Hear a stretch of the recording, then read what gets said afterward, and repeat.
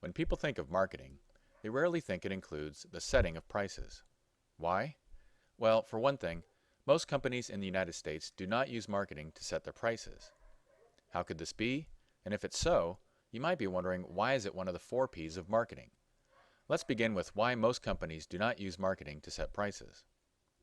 First of all, there are approximately 11 million small businesses in the United States, which makes up about 80 to 85% of all businesses.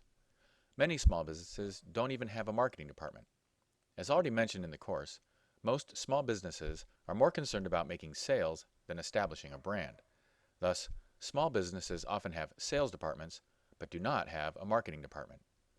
Sometimes they have a marketing person who supports the sales department, but does not set the prices.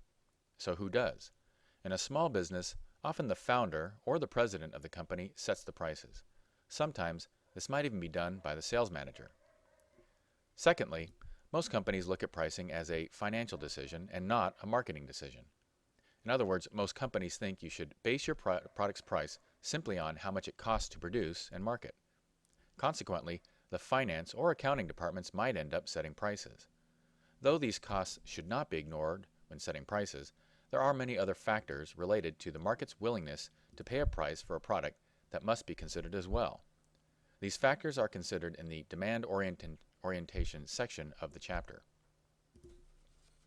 Finally, many companies don't want to spend the time and money needed to conduct marketing research in order to learn more about the psychological factors that could affect their target market's willingness to pay a certain price for a product.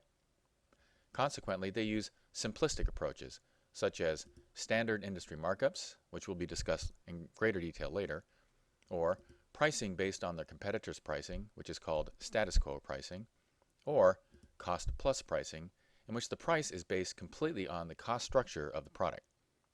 They don't see much value in spending a lot of time on setting prices. They figure that if sales end up being lower than expected, they can lower the prices to stimulate sales. If sales end up being much higher than expected, then they might consider increasing prices in order to keep up with demand. Both responses result in missed opportunities to maximize profits and to build a brand image.